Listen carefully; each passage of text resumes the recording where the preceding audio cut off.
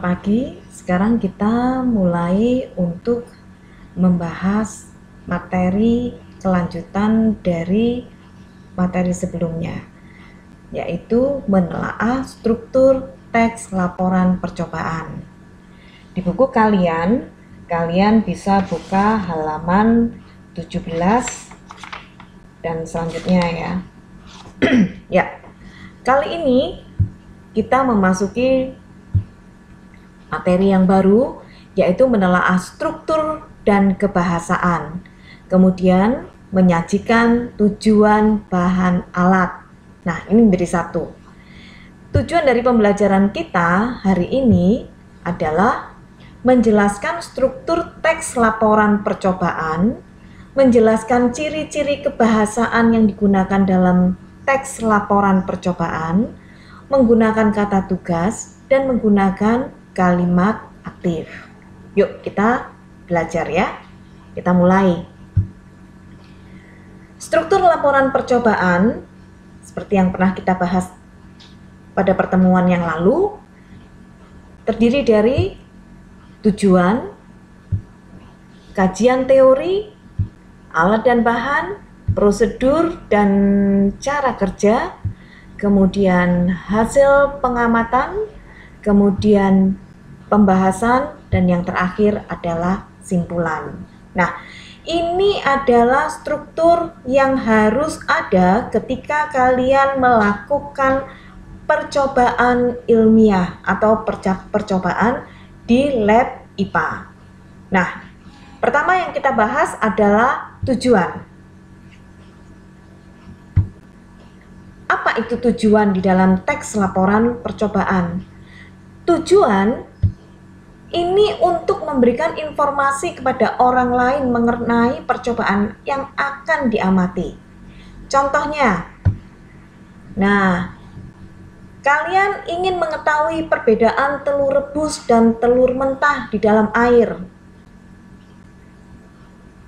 Mungkin dari kalian itu gampang. Oh ya, telur rebus dipecahin aja, pasti kalau cair itu pasti mentah. Tapi bagaimana membedakannya kalau telur itu dimasukkan ke dalam air? Ini adalah percobaan sederhana. Ya, kita perhatikan lagi.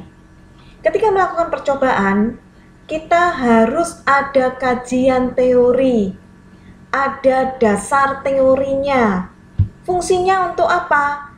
Sebagai alat untuk menjelaskan suatu hal yang sedang diamati dalam percobaan ilmiah. Jadi ada dasarnya. Ketika kalian melakukan sesuatu, ini ada teorinya. Apa ya? Kenapa kapal bisa mengapung? Kenapa burung bisa terbang? Apa ya yang menyebabkan? Ada penjelasannya. Dan kalian nanti akan membuktikan itu di percobaan. Nah, kemudian hal yang berikutnya adalah alat dan bahan. Alat dan bahan itu adalah tergantung tujuan kita. Kalau kita tujuannya mengamati fungsi batang, berarti yang alat yang diperlukan adalah batang tanaman. Kalau yang diamati itu adalah pertumbuhan biji menjadi tumbuhan baru, berarti alat dan bahan yang dibutuhkan adalah biji itu sendiri, kemudian tanah, kemudian wadah. Jadi kalian bisa mengamati. Nah, kali ini diberikan contoh, yaitu alat dan bahannya. Jika kalian mengamati perbedaan telur matang dan telur mentah, alat dan bahannya telur, kemudian air, kemudian gelas bening. Ini salah satu contohnya. Bagaimana dengan struktur berikutnya, yaitu prosedur atau cara kerja. Nah, prosedur atau cara kerja ini merupakan langkah-langkah bagaimana kalian melakukan percobaan. Pertama, siapkan telurnya. Yang kedua, siapkan gelasnya. Yang ketiga, tuangkan air ke dalam masing-masing gelas. Yang keempat, masukkan telur yang berbeda di gelas yang sudah dituangi air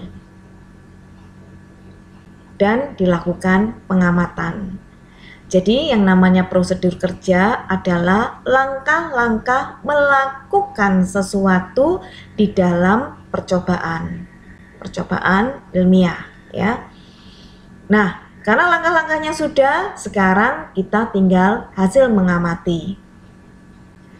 Ketika telur sudah dimasukkan, pasti ada perbedaan antara telur matang dan telur mentah. Oh, rupanya ada perbedaannya. Telur yang matang tenggelam. Telur yang mentah mengapung, ada di sebelah kiri. Ini hasil pengamatan. Hasil pengamatan berbeda dengan pembahasan. Dari pengamatan yang pertama dilihat, oh gelas yang satu yang berisi telur yang matang dengan berisi telur yang mentah itu berbeda. Pembahasannya apa ya? Apa yang menyebabkan perbedaan itu? Sama-sama telur, perbedaannya hanya matang dan mentah. Tapi apa yang membuat? Nah, telur matang akan tenggelam karena tidak memiliki ruang udara di dalam telur. Oh, rupanya yang membuat telur matang itu tenggelam, rupanya rongga udaranya itu sudah tidak ada, udaranya sudah menguap. Kemudian untuk telur mentah, mengapa tidak tenggelam? Karena di dalam telur itu masih ada rongga udara. Ya, berarti ini pembahasannya berbeda dengan langkah-langkahnya. Kalau langkah-langkah satu persatu apa yang kalian lakukan, pembahasan itu dilakukan setelah kalian mengamati apa yang sudah kalian lakukan. Setelah pembahasan, kalian akan tarik kesimpulannya. Apa kesimpulan dari percobaan ilmiah ini? Telur mentah masih memiliki ruang udara sehingga membuat telur mentah terapung di dalam air, sedangkan telur matang tidak memiliki ruang udara sehingga telur matang tenggelam ketika direndam ke dalam air. Nah, ini struktur dari teks laporan percobaan IPA. Harus runtut dari tujuan, kemudian kajian teori, kesimpulannya adalah diambil dari kajian teori. Kemudian ada prosedur, kemudian ada hasil pengamatan dan pembahasan, terakhir kesimpulan. Kesimpulannya nanti akhirnya dibalikkan lagi dengan tujuan. Oh, tujuannya adalah untuk mengetahui perbedaan. Berarti perbedaannya ada di mana? Ada di ruang udara yang terdapat di dalam telur. Ya, sudah paham dengan struktur teks laporan percobaan.